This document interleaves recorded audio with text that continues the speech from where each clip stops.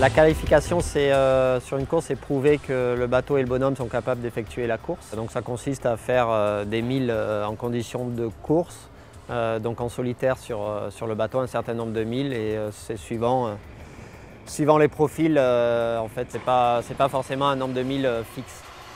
Moi, je dois faire 1500 milles pour la qualification du Rhum, voilà, donc on déclare un parcours à faire de 1500 milles avant de partir et on doit effectuer le parcours.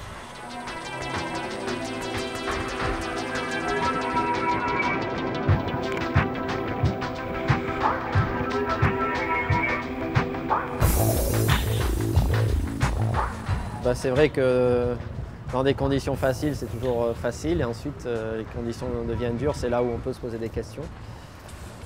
Pour l'instant, j'ai toujours su réagir, j'ai pas eu l'impression d'avoir été dépassé, j'ai pas non plus eu des conditions très fortes, même si elles étaient changeantes et j'ai dû beaucoup manœuvrer. Il faut dire, à partir d'un certain force de vent, on commence à de moins en moins manœuvrer parce qu'on a tout réduit sur ce genre de bateau. Ce qui est sûr, c'est que j'ai fait pendant quelques heures, une dizaine d'heures, une moyenne assez élevée sous pilote, chose que je pense que je n'aurais pas fait du tout avec un 60 pieds. Donc il y a des conditions où ça pourrait aller vite.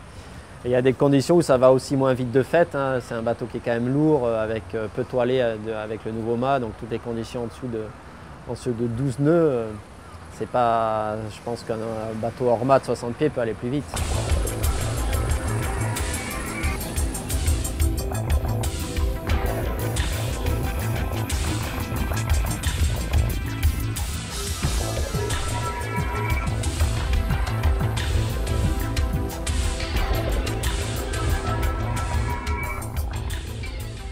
Après, si je suis serein avec le bateau, oui, si on me demandait de traverser l'Atlantique aujourd'hui avec Groupama 3, je suis beaucoup plus serein qu'en 98 avec Groupama 1.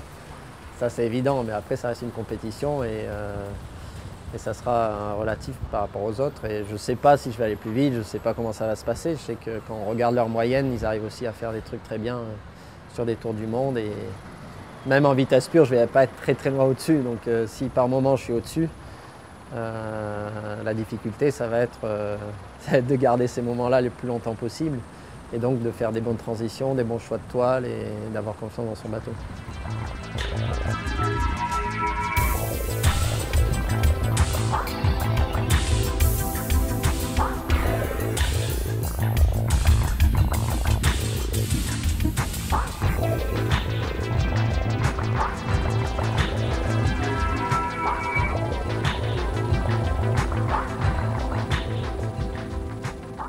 On partirait tous en équipage en se disant qu'on peut mener à 100% le bateau sur la route du Rhum.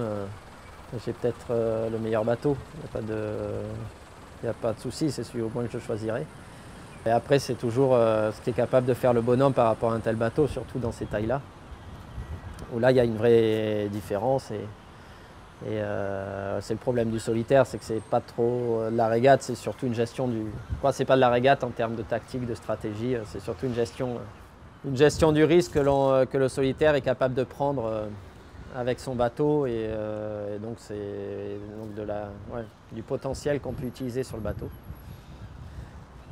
Mais le bateau lui-même et la machine menée à 100% sera très rapide par rapport aux autres sur une transat aussi.